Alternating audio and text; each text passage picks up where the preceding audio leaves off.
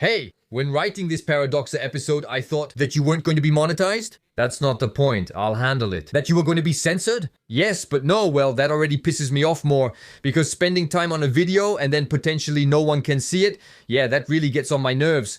And it's true that there are at least 6 topics where I regularly get demonetized, but there are only 2 where my videos have actually been completely censored. Yeah, gone, but that's not what I wanted to discuss. Go ahead, express yourself, but you're the one interrupting me. Anyway, while writing this video, I realized that I often digress into history, and the problem is it made the video heavy, even messy. Personally, I've already tuned out. I'm going to grab another beer. So I just skimmed over that here. Even if you end up disagreeing with me even more about what I'm going to say, but why not maybe later make a video called History and the Russian Point of View? Can I be in it wearing this ushanka? If you're interested, leave a comment. Maybe I should have filmed it earlier, but here it is.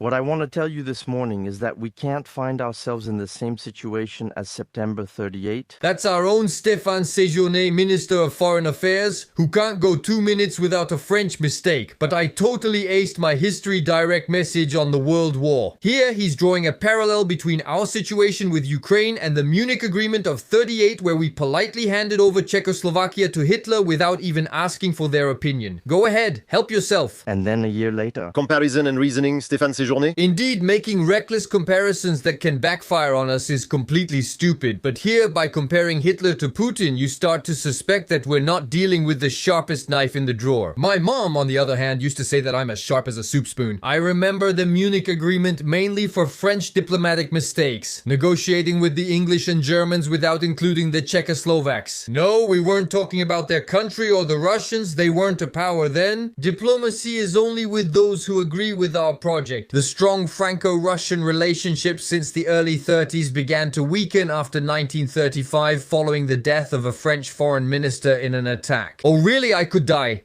The successor wasn't as open-minded. I can't see to the sides, I go right. I can't see to the sides, I go right. And then, the climax, we ignore them. Even though having 2 fronts against Hitler at the start of the war might have been a good idea. Instead, well, we pushed the Russians into the arms of the enemy. Lack of diplomacy. With my president, we used to say there's no diplomacy with bad people. That's it. For me, the parallel with 38 would have been about diplomatic mistakes or about not respecting agreements, comparing it with the Minsk one. But maybe that no longer put us on the right side of history. I'm saying we can't be in that period, not that we are. Yes, because it's impossible. We'd need to go back in time to be in that period. We can't, we could, we would have done it. Oh yeah, I can totally see Gabriel and Emmanuel going back in time with you to stop Hitler before he was born. Yeah, it's a great setting, but it's not possible. I tried everything, even laser printing. A ship to travel through time just doesn't work. I can't get inside it. But history repeats itself, and maybe I still take away a lesson from this period with the story. He likely doesn't remember much because it's on his card. It's just that taking a step aside in front of an imperialist power gives it the opportunity to take a step forward. Imperialism is expansionist, but is Russia truly imperialist? Building an empire means expanding and dominating different cultures, ethnicities, and regions. Russia is large geographically, but is that sufficient? Especially since it lacks the colonial superiority that enabled exploitation of indigenous peoples during the French or British empires. We can also talk about American cultural imperialism, which might even be a bit more than just cultural. When you look at the evolution of Russian borders over the past 50 years, well, they haven't changed much. Compared to NATO and its many military bases, Russia may seem imperialist, but less so than NATO. So today, what did the President of the Republic say? The best thing is still to listen to him. There is no consensus today to officially send, assume, and endorse ground troops. In a dynamic situation, nothing should be ruled out. Almost anything is possible. We can start a little war once I'm ready, and I'm almost there. A clear framework has been set. That means stopping Russia without going to war with Russia. What do you mean? By crippling Russia's economy with Bruno Le Maire? So we are going to cause the collapse of the Russian economy. Missed! The European Union may end up funding Russia more through its purchases than it does Ukraine. On the other hand, the Russians no longer buy from us, so our trade balance just means we're giving them money. And in that context, nothing is off the table. Yes, as Macron mentioned, possibly even sending troops and going to war with Russia. There is a very clear framework that has been set. It's not such a clear framework. We must stop Russia without starting a war, but we can't rule out that war might happen. Things have been said and are clear, adding to strategic ambiguity. Did I hear that right? Okay, what's the definition of ambiguity? Ambiguity, the quality of being ambiguous. Okay, so definition of ambiguous, ambiguous. Something whose interpretation is uncertain, unclear, equivocal. Okay, now I'd like the antonym. Hey antonym, how are you doing? All good? No, I meant that I wanted words with the opposite meaning. I have the list. It's even on my identification card. Antonyms of ambiguous include categorical, clear-cut, precise, and clear, so clear is an antonym of ambiguous. Clear statements still create strategic ambiguity. No, but what a bunch of idiots. No, sorry, they're discussing clear ambiguity with us. I don't think there's any intention to make a poetic oxymoron. I'm tired of you repeating me. Wait, I've got a good one. Do you know the ultimate oxymoron? Ah, it's a pleonasm. Oxy, a dead one, oxymoron. Yeah, forget it. Oh, Gabriel Atoll naked. Where? But at the same time... Ah, there you go. It all makes sense. The Macron style at the same time. We're not at war, but we're at war at the same time. But it puts us on the right side of history. We're always on the right side of history, unlike Russia, which shifts between good and bad. We're always good because we're nice. We know when we're on the right side of history, but those on the wrong side still believe they're right because they're indoctrinated due to propaganda in their minds. What I don't get is when people start doubting they're on the right side of history. What is that? Is the indoctrinologist incompetent, or is it the bad guy's propaganda that goes past customs? Why change in political or strategic line? Why now, since the war has been going on for more than 2 years? I'd be surprised if he talks to us about the European elections. Due to the instability, we have the American elections. We don't hold American elections. Americans do. It doesn't affect us unless we're under American imperialism. Nonsense. Which is exactly what will make us unstable. Oh shit, it crashed. We need to restart it, huh? There you go.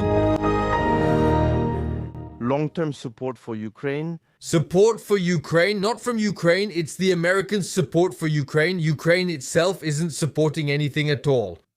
Oh yeah, my bad, that's French. Oh, Emmanuel and Gabriel naked on Jean-Michel's lap.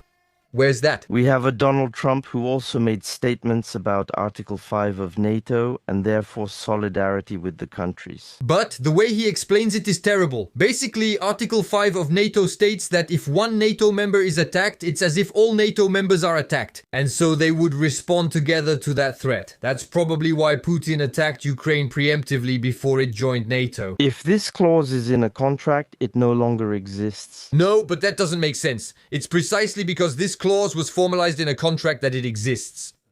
I meant to say the opposite. If a clause is broken, it doesn't exist anymore. Even phrased nicely, that's obvious and sounds silly. Thanks, antonym. If the United States no longer supports Ukraine, I don't know if Europeans today will be able to cope. All Europeans together only account for 30% of the aid to Ukraine. Without the Americans, we can't last. Maybe it's because Ukraine has already lost, unless we, the Americans or NATO, attack and we enter a third world war. In that case, everyone has lost. And then we know very well and we have information that Russia will not stop there. Who is we and what is this information? Is it top secret like moles, little animals digging tunnels of secret protected information? I'm mainly thinking of Moldova, which is currently at risk. Who's in danger? Moldova is in danger. You would need several countries to say are in danger. But what is this video? It sounds like a conjugation video. But he's still right. There's a good chance that Putin will then target Moldova, or rather just Transnistria. It's a self-proclaimed independent pro-Russian state that wants to join Russia. They're about to attack and wipe everyone out. But that doesn't mean attacking the rest of Moldova or all of Europe, though that depends on responses as with Ukraine. And how do you know all that? By listening to specialists who give detailed explanations lasting over 5 minutes, some of whom appear on television, whereas those who want to go to war usually have no arguments at all, and they just throw out phrases like, "We know and have information that Russia won't stop there." there. Personally, I'd really like to know what information you have. If you have it, let me know in the comments. Or else, just tell me everything Séjourné. These aren't Jean-Michel's secrets. I'm not just going to tell you like that, you know. But maybe there could be some pillow talk, you know. Back off, little grammar cop, or I'll conjugate you into oblivion. Ah, my brain has melted. I want to make it clear that at no point did I say that what Putin or Russia is doing is right. No, but I never said what we French are doing is right. Not that either. What is certain, where history repeats itself, is that it takes a lot of mistakes, lies, tricks, and a lack of diplomacy to make us sink deeper into the horror of war. Paradox! Well, I've never been good at math. Oh, Gabriel, naked atoll. I'm outraged, son of outraged. If you want another Paradoxa, hit the keyboard. If you want another Paradoxa, hit the keyboard. Thank you for the enthusiastic excitement surrounding the release of the latest episodes, and as always, thanks to everyone who comments, likes, shares, and those who tip. See you very soon.